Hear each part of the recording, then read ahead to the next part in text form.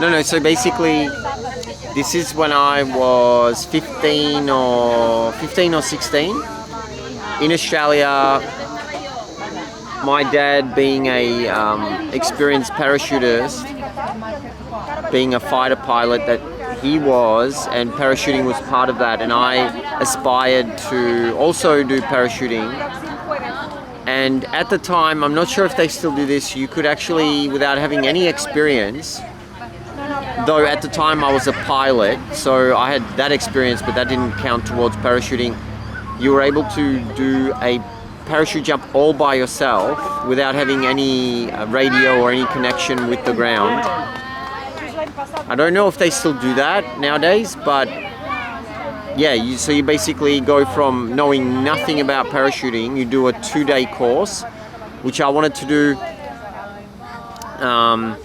because I wasn't quite sure if I, at the time, was already knowing that I would get into the special forces where parachuting would be part of the curriculum there.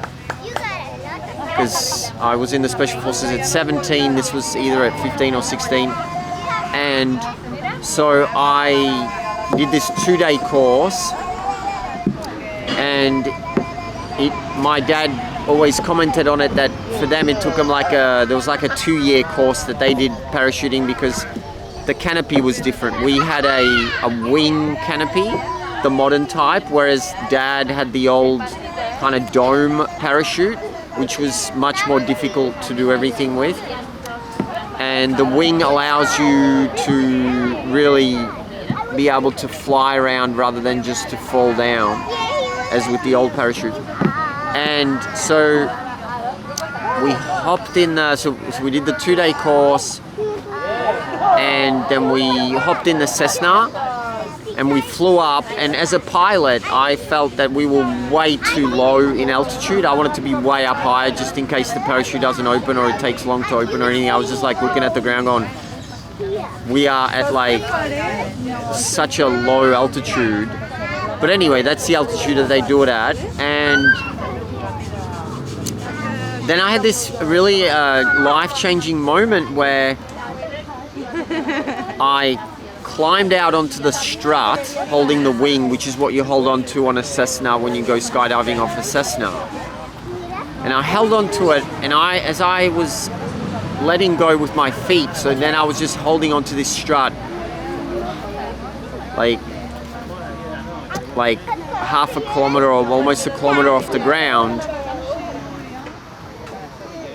And it became very apparent to me how your subconscious and your body had absolutely no trust in this theoretical concept that this backpack that you're wearing will somehow stop you from falling down. So even though I knew that as some kind of a theoretical concept of like, oh yeah, there's some kind of thing in there that'll open up and it'll stop me from falling, but my body did not have this. So I was, in my mind, I saw it as that I was actually dying, and then to let go was to die. And I felt that way, like absolutely. I had absolutely zero trust in that parachute idea, and I had it as like, I felt like so dedicated towards doing this that I feel like, yeah, I'm gonna die, absolutely 100%, but I'm gonna do this because that's just, I've already like said I'm gonna do this, so I'm gonna do it. And I tend to be like that. And so then I decided, I'm gonna die, but you know, that's just the way life is. And I let go, and I began falling, and the parachute was meant to open, but it didn't. And so I kept on falling and falling, and I fell the length of 2 skyscrapers. And the parachute still wasn't opening. And then my dad was on the ground, and he, being an experienced parachutist, was pointing to the instructors to me saying like, why is my son still falling? Why hasn't his parachute opened? And they and they assured him that it was somebody else, that it was like some experienced skydiver that was doing a really low opening kind of a parachute jump or something. But he was just like, no, that's like that's my son falling to his death. But luckily, because what happened is, upon entry, upon like me letting go of the plane, what happened is when the parachute came out, it started wrapping itself around itself by twisting, and that twisting then took those 2 skyscraper worth of falling to slowly untwist, because first the parachute has to come out and it's in a bundle, and that bundle is on these cords that, yeah, it was just twisting, and then it slowly untwisted until it actually was able to open. And that's when I went from absolute certainty of dying and being totally resigned to death. Like I was like, yeah, I'm dying. This is just, now I'm just going about it. It went from that to suddenly within a second, I was like, boom, and it stopped, and I was in midair. It was absolute tranquility. You know, up there's no sound. The plane had gone, and it was totally quiet, and I was there floating like an angel, and that's what it felt like. I felt like I just died, and I turned into an angel, and I was up there, and I started like playing around with the parachute, doing all sorts of tricks and turns and things, and yeah, and then slowly started concentrating on where my landing is, how the wind direction is, and luckily as a pilot I knew all that, and that was easy to make sure that I had the landing right. And I landed a perfect landing in the perfect spot, stand-up landing. It was extraordinarily perfect. Yeah, and I landed, and my dad told me how he watched in horror as his son was falling to death.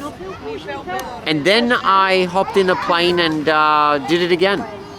And that was even worse, because this time I knew how dodgy and how crazy and how much, like, it is absolute, like, I'm gonna die. There's no question. And so that made me even more fearful the second time. And which Dad always told me, you have to do it at least twice, because the first time you don't know what you're doing. It's the second time, if you can conquer the second time of doing it on your own, not being in a tandem. Because normally people go in a tandem jump where they're just ballast on an experienced skydiver, and they're just strapped to them, and they have, so the person doing it is just like a bag of beans or something. It's just, there's no skill required, no anything. They just basically strap you to an experienced skydiver, and he basically jumps with you and does everything. Whereas with me, I had to do every single thing, and I didn't have a radio for them to talk to me, to tell me anything. It was just totally on your own. And yeah, and I did it the second time. The second time the parachute did open in time.